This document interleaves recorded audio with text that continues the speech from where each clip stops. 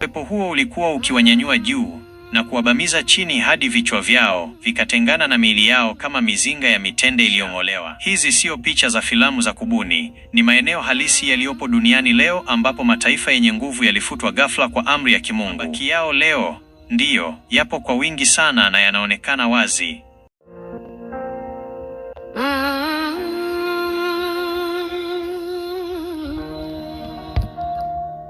Ramani ya sauti za kale chini ya miamba. Fikiria kusafiri kwenda maeneo ambayo miamba yake mikubwa imechongwa kwa ustadi mkubwa kama majumba ya kifalme, lakini maeneo hayo yakiwa tupu kabisa, hayana mtu hata mmoja, huku kukiwa na ukimya wa kutisha. Hizi sio picha za filamu za kubuni, ni maeneo halisi yaliyopo duniani leo, ambapo mataifa yenye nguvu yalifutwa ghafla kwa amri ya Kimungu. Qur'ani tukufu imeweka wazi ramani ya miji hii ili iwe somo kwa vizazi vyote vinavyokuja, kwamba kiburi cha madaraka na nguvu za kiuchumi vinaweza kutoweka kwa sekunde chache tu. Kabla hatujafungua kurasa hizi za kusisimua za miji iliyofutwa duniani, tafadhali bonyeza kitufe cha subscribe na uweke like kwenye video hii ili usipitwe na uchambuzi mwingine makini kama huu. Mwangaza wa watu wema, hazina ya na hatima ya milele. Bismillah, ya nuru ya mbingu tukianza. Leo tunaiangazia the data kuhusu orodha ya miji mikubwa iliyoangamizwa katika historia, maeneo ilipokuwa, viongozi wake, jinsi walivyoangamizwa, na kama mabaki yao bado yapo hadi leo. Hapa kuna mchanganuo wa miji hiyo mikubwa mitano kwa mujibu wa vyanzo vya Kiislamu na historia. 1. Mji wa Iram.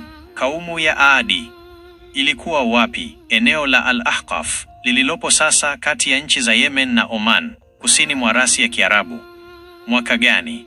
Inakadiriwa kuwa kati ya miaka 3000 hadi miaka 2500 kabla ya kuzaliwa kwa Nabii Isa.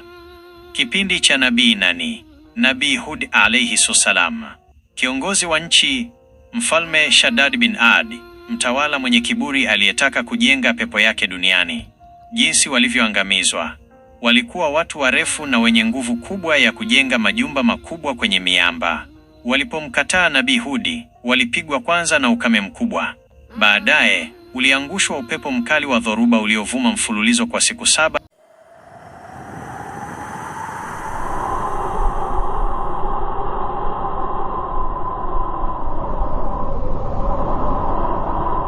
Usiku na mchana kwa siku 7 na usiku 8. Upepo huo ulikuwa ukiwanyanyua juu na kuwabamiza chini hadi vichwa vyao vikatengana na miili yao kama mizinga ya mitende iliyong'olewa.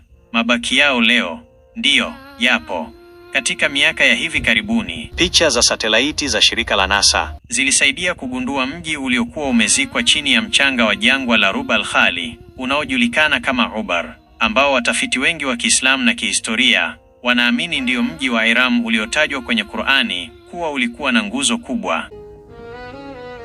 Walipita duniani kimya kama alfajiri. 2. Mji wa Al-Hijr Madain Saleh, kaumu ya Thamud. Ilikuwa wapi? Kaskazini magharibi mwa nchi ya Saudi Arabia, mkoani Al-Ula. Mwaka gani? Inakadiriwa kuwa kati ya miaka 2000 hadi miaka 1500 kabla ya kuzaliwa kwa Nabii Isa.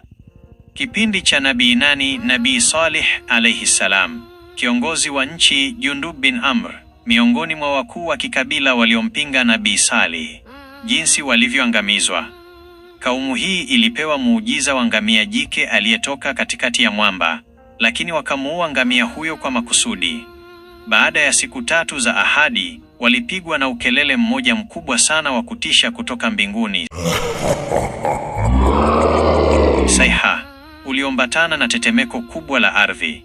Sauti hiyo ilipasua ngoma zao za masikio na mioyo yao, ikawaacha wamekufa wakiwa wamepiga magoti ndani ya nyumba zao.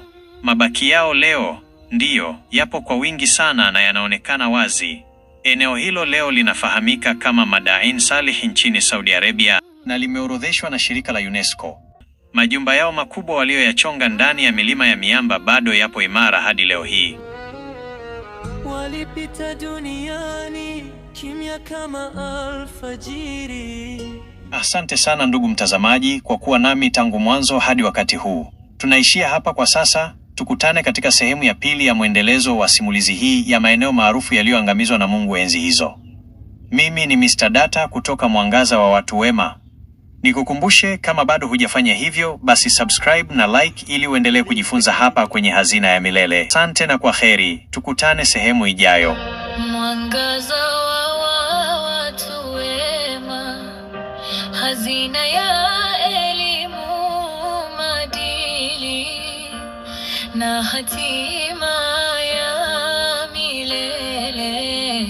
Bismillah, ya nuru ya mbingu tukianza.